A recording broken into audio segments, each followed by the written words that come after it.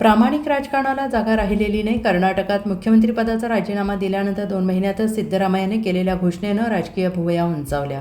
कर्नाटकचे माजी मुख्यमंत्री आणि काँग्रेसचे ज्येष्ठ नेते सिद्धरामय्या यांनी 2028ची विधानसभा निवडणूक लढवणार नसल्याचं जाहीर केलंय. मात्र ते राजकारणात सक्रिय राहतील आणि सार्वजनिक प्रश्न मांडतील. मंड्या जिल्ह्यातील के.आर. पेठे येथे एका कार्यक्रमात बोलताना ते म्हणाले, राजकारण पूर्णपणे भ्रष्ट झाले. प्रामाणिक राजकारणाला जागा उरलेली नाही. सिद्धरामय्यांनी म्हटलंय, मी 79 वर्षांचा आहे.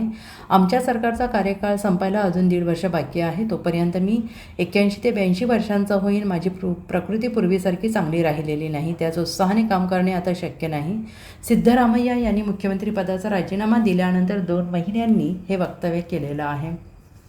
काँग्रेसच्या हायकमांडच्या निर्देशानुसार आणि रोटेशनल सीएम फॉर्म्युलानुसार 5 वर्षांचा कार्यकाळ 2 किंवा अधिक नेत्यांमध्ये विभागणे. सिद्धरामय्या यांनी 28 मे रोजी राजीनामा दिला. त्यांनी 20 मे 2023 ते 28 मे 2026 पर्यंत मुख्यमंत्री म्हणून काम पाहिलं. त्यांच्यानंतर D.K. शिवकुमार यांनी मुख्यमंत्रीपदी नियुक्ती केली.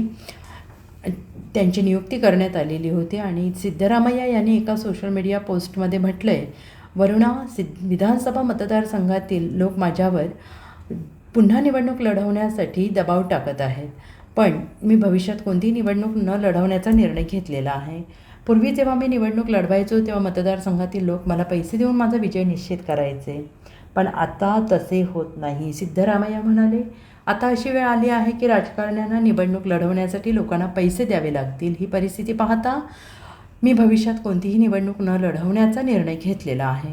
2028 पर्यंत मी 82 वर्षांचा होईन.